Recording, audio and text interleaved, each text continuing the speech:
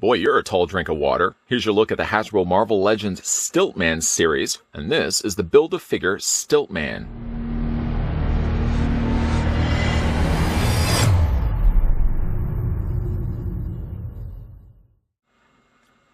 Wilbur Day was born in New York City. As a scientist, inventor, and engineer, he was employed by Carl Caxton, who invented a hydraulic ram device. Wilbur stole Caxton's designs and used them to engineer a pair of extremely long, telescopic metal legs, which allowed him to tower high over the ground. He incorporated these hydraulic stilts into an armored battle suit, which he created to use for robberies as the professional criminal known as Stiltman.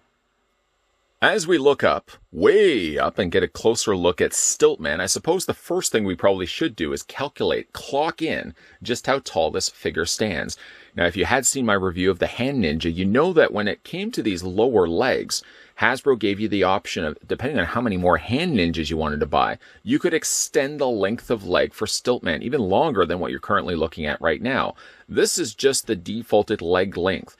And this is more than enough for me when it comes to displaying the figure for myself. But just how tall is Stiltman as it stands right now? We're going to take the tape measure, and like I said, we're going to take it right to the very top of his domed head. There we go. According to the readout, if you could believe it, the figure stands almost 12 inches, 19 or 11.9 inches in height. We can switch that to centimeters, revealing that Stiltman is 30 centimeters tall. 30 centimeters tall. That is tall. But how tall is he? Let's put him up next to a couple of other figures that we've had a look at. The last figure we had a look at was the Hand Ninja. That responsible for, of course, finishing off the rest of Stiltman with his legs. We can also bring in Peter Parker. Let's bring in Frogman, because, again, I always love Frogman. And, for fun, the smallest of the batch, let's also bring in Spider-Ham. Well, it certainly can be said that Stiltman is the tallest of the batch. He ends up really translating to a very small-looking figure when you look at just his torso and his arms. He's just a regular, average-build Marvel Legend. But definitely by incorporating the longer hydraulic legs is really where he gets the height above some of the others that we've looked at before. The figure includes a couple of accessories, not really many. One of which being the blaster, which I believe came included with the Frogman. At one point, I even confused that to be an accessory with Frogman, but clearly it looks like it's designed for Stiltman, sharing a very similar color scheme to the rest of his body. While it isn't the same sheen of color as perhaps the rest of his body, it definitely has that familiar that very dark gunmetal silver that they've used. It kind of looks like a very futuristic zapper gun from Nintendo. Boy, does that ever look really cool. It does fit into his hand, in either one of his hands, actually. He does also technically come with closed fists as well, which I didn't really bring in for this part of this review. But he does also come with a pair of closed fists. I mean, really, what are you going to do with closed fists? I suppose if you wanted to put if you want to put the blaster in the one hand, you could swap the other hand then out for the closed fist. I'm not going to do either, really. I just like the idea of displaying him with open hands, because then I can decide later on to swap out the blaster from one side of his torso to the other side. But he does include those closed fists as well. Then, of course, he comes included with the main display stand. This is all crucial, of course, to get the figure to properly stand. Just in case you are curious, let's go ahead and pop the display stand off to show you, does he stand on his own? He does, but you do have to do a lot of balancing. A lot of balancing. Half the time, as I'm trying to get this guy to stand properly on his own, there's just not enough of it holding on. There's not enough footprint, really, to keep the figure from falling over. So thank goodness they actually did include a display stand. The stand, as you can see, does have pegs on the middle section as well as on the outer area as well. So if you do want to have, for example, the legs closer together, you can pull that off. If you want to have the legs slightly off to the side, you can do that as well. Or if you want to have just a wide stance, which is going to be the way I'm going to display Stiltman for myself, you can pull that off and definitely will guarantee then the figure isn't going to be falling over. Now, imagining, if you were to buy more Hand Ninjas, and then you've got Stiltman with even longer legs, even more of an issue that you may probably even have to lean him against something. Because I don't even know how durable, long-standing at least, see what I did there, long-standing, I don't even know how well that display stand would hold Stiltman if he was, say, double the length, triple the length, or even, dare I say, some people may even go the route of quadrupling the length of leg for Stiltman. Again, really smart on Hasbro's part, which I've already said before, the fact that they actually had the leg as be the part that actually comes included with the army building figure. Because we already looked at the fact that you can take the lower leg off, take this and remove it completely. You can then take this part of the leg and just literally extend onto it, and then basically have the bottom of the leg, well, probably right around here, I mean, already, if you think double the length of it, I think that's a little too much. I appreciate the fact that they actually gave you that option. But I do think when it comes to the length of leg for Stiltman, I think this length is perfectly fine for me. With that being said, let's get a closer look at the figure itself, which we've sort of been doing over the course of these reviews. It's a decent looking Stiltman, still using this very slick to the touch plastic, which meant it was even more difficult, it seemed, to get things in place, like his arms, especially in his head. Now, one of the biggest issues that I've already mentioned, I'll mention one last time, is this back torso piece. It really doesn't stay in place at all. It's terrible. Well, it's not terrible, but you can see, like, the peg is way up there. The peg hole is around the mid area of where you'd expect it to be on a torso. And yet I can never quite get that torso far enough down, this piece far enough down to plug in place. Even when I think I've got it, you can see, you already saw it right there. If I bring it down all the way and I plug it into place, just left by its own devices, it seems to want to just pop off and then shift itself up his torso. So you're always, I feel, going to be fighting with this.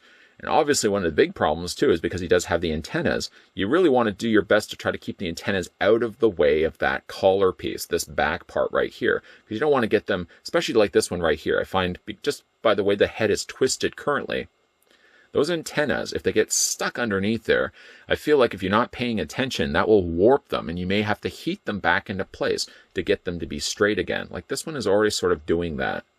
It's a bit of a shame. So I may actually find myself just bringing that as far as down as I possibly can get it and possibly even gluing it in place. Does that make me, is that wrong of me to want to actually glue this in place? Because I just feel like I'm not getting it anywhere by just doing it the way I was just doing by plugging in place. If I plug it in, it doesn't stay there, and that's a shame. The head sculpt is good. Clearly you can see though, it looks like they've painted the flesh area of his face over top of the silver plastic. In some areas it actually doesn't look too bad, but it looks like it's a bit heavily caked onto it. And I understand just probably by the type of plastic that they had to use that they really probably had to apply maybe a second or third coat of that flesh-colored paint just so it would completely cover it. One of the also downsides you probably already see as well is the front section of this piece is really close to his head, really close to his chin. And if I feel like if it's coming too close in proximity, I feel like that could probably start chipping and wearing away the paint on his chin. It hasn't happened so far, but I feel like if I'm leaving it, it's probably going to keep popping up and it's going to keep rubbing up against the bottom of his chin. Really don't want that to happen. But the use of the plastic that they used is really, really good. Again, when we looked at this before, you can see there's a lot more marbling in this style of plastic than maybe your traditional Marvel Legends figures. It's not bad because it works well to the idea of the type of suit that he would have built. And yet, when you look at his legs, for example, the legs aren't quite the same style of sheen. It definitely has a very different type of marbling to it. In fact, I don't even see any marbling at all when it comes to his lower legs. It's more or less just relegated up to the top here and relegated to the top of his head. Spin the figure around on the back. Doesn't really, again, have a lot of detailing done to him, short of just whatever they were effectively able to do with the molding. Again, you see a lot of this marbling here on the side of his body. If this was any other figure than a metal-looking figure, I would think that that would be really ruining the sculpting of the figure. But yet, it does actually work well for Stiltman here, even though you see a lot of it here, specifically on the back part of this piece here. Again, outside of that, there's really not too much left to talk about here for Stiltman. Standard size Marvel Legends body.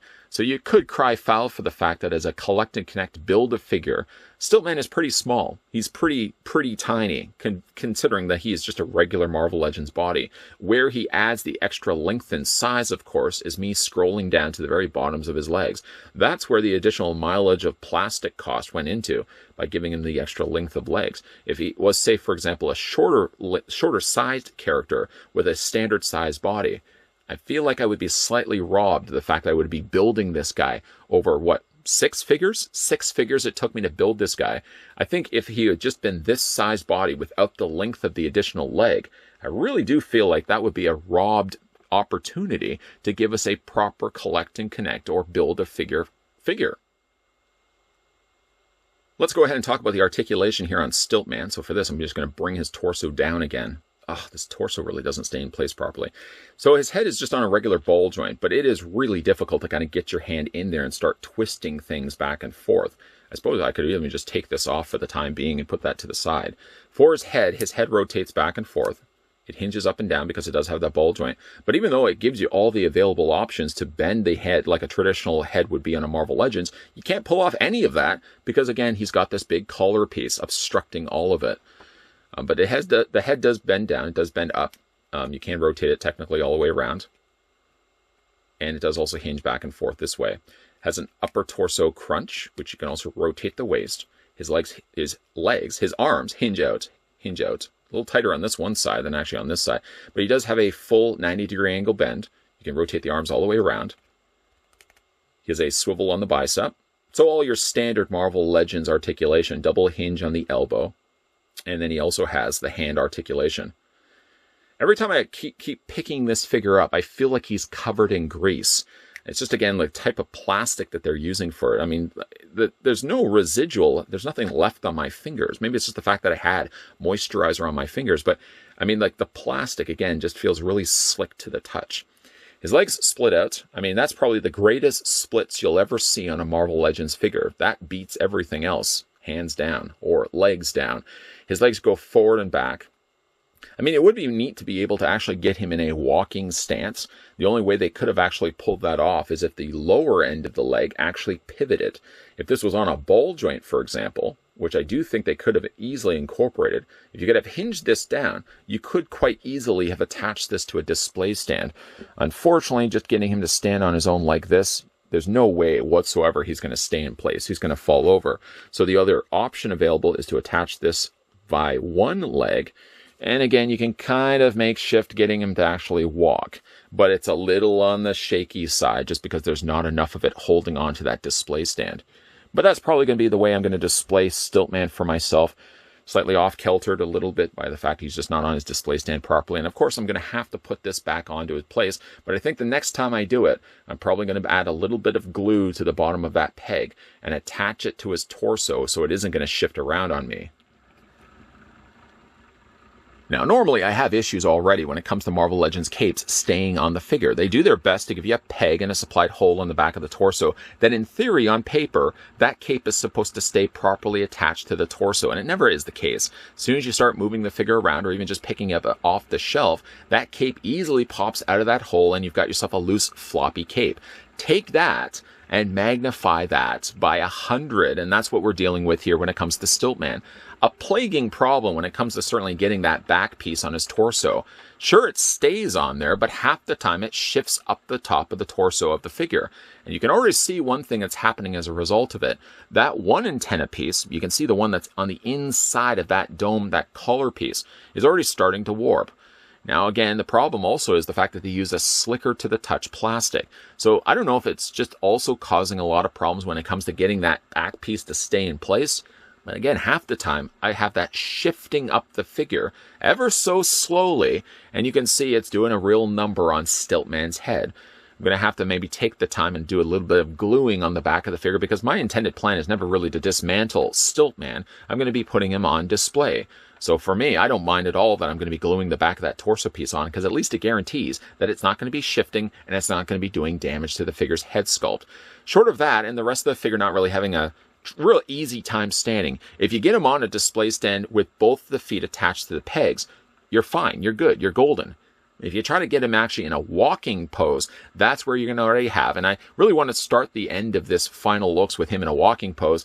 And this is probably now the 5th time I've shot this because he kept falling over. I just said, forget about it. I'm going to attach him to the display stand on both the pegs. At least he's not going to fall over that way. I wish they could have actually incorporated ball joints on the bottoms of the legs, when you could have actually pivoted them. So if you did want to have them in a walking pose, you could have pulled that off. Because they're basically just straight feet on the bottom, means that you basically have to stand him like this if you're going to guarantee him standing up and not falling over. Now again, I've seen some people wanting to pick up more than one hand ninja so they could extend the length of leg when it comes to Stiltman. That's more personal preference than anything else. My own personal preference is I'm fine for the length of leg that he actually has. It's nice the fact that they give you the option to extend the legs if you want to, but I think this is a long enough Stiltman for my liking. He's already towering over the other figures. What was he, like 30 centimeters tall? That's more than enough. That's more than enough Stiltman for me. I don't think I need to add anything else onto this, but at least They gave you the option available, and they packed it along with the one army building figure of this entire wave. Stiltman is good. Stiltman isn't great because just the construction of the figure really lets this guy down slightly. I like the design of Stiltman. I just don't like the fact that the collar piece doesn't stay properly attached to his torso. And again, that's a problem when it comes to a lot of the capes, at least with Marvel Legends. What do you guys think of this wave? What do you guys think of Stiltman? And would you guys consider buying more than one hand ninja to extend the length of Stiltman's legs? Or do you feel like they're long enough? Also, if you're new to this channel and you're liking and digging all the content that we're doing, because again, lately we've been doing a lot more Marvel Legends reviews. Don't worry, there will be more Marvel Legends reviews lined up and coming your way. But make sure the crucial thing in all of this is that you're hitting the subscribe button down below. The crucial thing is that you're turning on the bell notification. And the crucial thing is that you're coming back to this channel Monday to Friday, 12 p.m. and 2 p.m. Eastern Standard Time. And that you're keeping your peepers ever peeled. That is also a requirement. We have Rice Krispie Squares. We have Butter Tarts. We have deep fried pickles, not generally all at the same time because I don't think all of those go together quite well. And we also have ourselves brisk iced tea. So there's all the more reason to come back to this channel Monday to Friday, 12 p.m. and 2 p.m. Eastern Standard Time. Lots of stuff coming your way, guys. So as always, thanks for watching, and I'll see you guys next time.